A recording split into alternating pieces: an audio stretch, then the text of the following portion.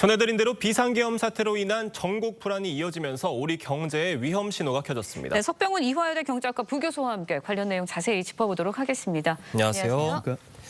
지금 원달러 환율이 1,430원대를 넘었습니다. 환율이 1,500원대로 치솟을 거란 우려도 나오고 있어요. 어떻게 보십니까? 예, 그렇습니다. 단기적으로는 달러당 1,450원을 넘어가느냐 마느냐가 상당히 중요하다 이렇게 보고 있습니다. 1,450원을 넘어가게 되면 이게 심리적 저항선이 무너지면서 1,500원대 근접한 수준으로 올라갈 가능성도 배제할 수 없다 이렇게 보고 있거든요.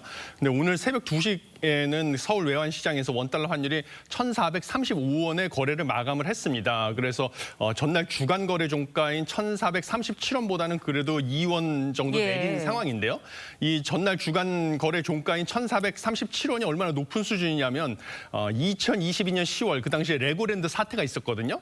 그때 이후로 최고치까지 지금 상승한 상황이라서 최근에 정치적 불확실성으로 인해서 좀 환율이 불안하다 이렇게 보시면 되겠습니다. 네, 근데 일각에서는 이제 1,450원이 마지노선이다. 그걸 뚫리면 뭐 1,500원까지도 금방 갈 수 있다. 이런 우려들도 나오고 있거든요. 우리 외환 보유액 괜찮은 건가요? 예, 우리 외환 보유액은 최근까지 세계에서 9위 수준으로 상당히 많은 수준이고요. 그다음에 한국은 순대외 채권국입니다. 그래서 외국에서 빌려온 돈보다 빌려준 돈이 더 많다는 것이죠. 그래서 이런 것들을 감안했을 때는 사실 뭐 원달러 환율이 크게 치솟아서 달러가 부족한 지경까지 내몰릴 가능성은 없다 이렇게 보시면 되겠습니다. 네. 지금 아까 레고랜드 사태랑 비슷한 수준이라고 말씀을 해주셨는데 그때 상황이랑 지금 상황 비교를 한번 해주신다면요? 예, 레고랜드 사태 때는 갑자기 이제 그 레고랜드를 개발하기로 하는 강원 중도개발공사가 상환을 못한다 대출을 이런 선언을 강원도에서 하지 않았습니까?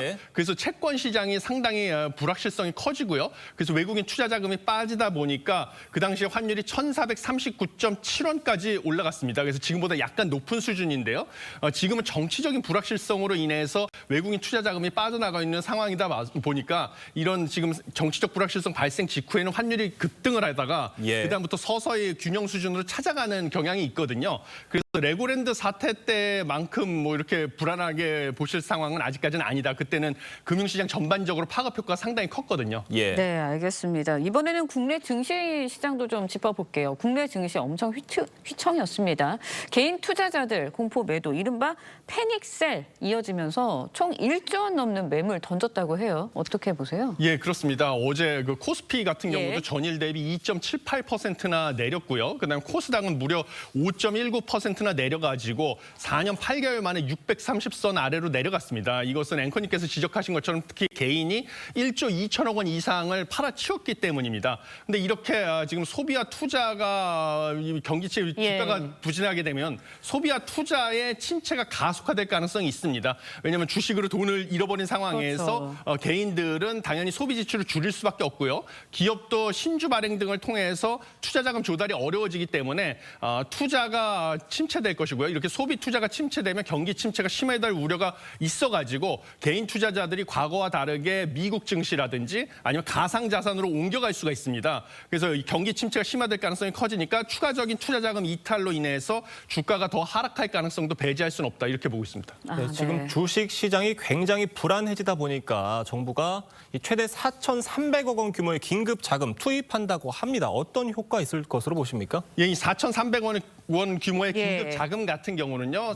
단기적으로 주가가 큰 폭으로 변동하는 것을 낮추고요. 그다음에 투자자들의 불안 심리를 안정시키는 그런 효과를 노리고 투입을 하는 것으로 보고 있습니다. 그렇지만 이게 근본적으로 투자자들이 한국 주식 시장에서 이탈하는 것을 막기에는 좀 부족한 규모다. 과거 사례에 비해서도 좀 작은 규모다 이렇게 보시면 되겠습니다. 네, 경제는 이제 뭐 경제는 심리다라는 말도 있지 않습니까? 그렇다 보니까 불안정한 정세 상황 때문에 해외에서도 우리나라 시장을 이렇게 불안정하게 보고 있는 것 같은데 한국개발연구원 경제 불확실성 커지고 있다는 진단을 내놓고 있거든요. 앞으로 계속 이런 사태가 이어지게 될까요? 어떻게 전망하세요? 예, 그렇습니다. 지금 불확실성이 커지고 있는데요. 원래는 트럼프 행정부 2기가 출범을 하게 되면 이제 통상 정책이나 이런 것들이 큰 폭으로 변화할 예정입니다. 그래서 이거에 대한 대비를 해야 된다. 이게 경제의 추가적인 하방 압력이다라고 전망을 했었습니다. 그런데 여기에 추가적으로 최근에 그 정치적 불확실성이 커지는 사태가 터지다 보니까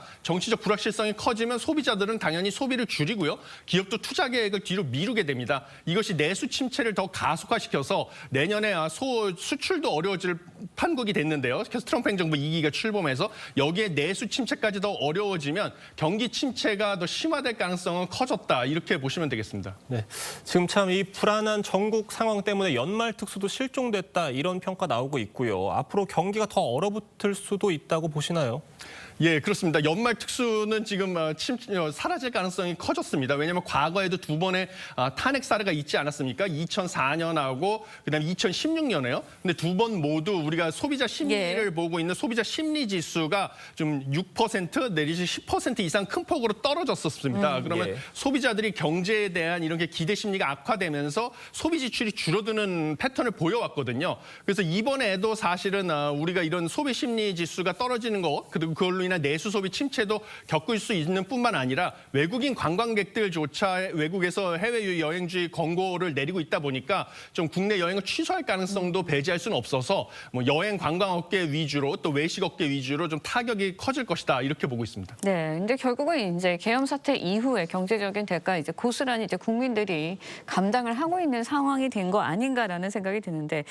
현재 상황 어떻게 타개를 해야 할까요? 예, 현재 상황은 과거 두 차례 겪었던 그 탄핵으로 인한 정치적인 불확실성이 컸던 상황에 비해서 좀 더 안 좋다라고 볼 수가 있습니다. 2004년에는 중국 경기가 좋았고요. 그다음에 2016년 같은 경우는 반도체 경기가 좋았거든요. 그런데 지금 같은 경우는 사실 중국의 경기 침체로 대중 수출도 어려운 와중에 트럼프 행정부 2기가 출범을 하게 되면 대미 수출도 어렵고요. 정치적 불확실성으로 인해서 내수 침체까지 커지면 경기 침체가 더 커질 수밖에 없습니다. 그렇기 때문에 정부 같은 경우는요. 지금 국회, 정부, 한국은행이 다 할 일이 다 있는데요.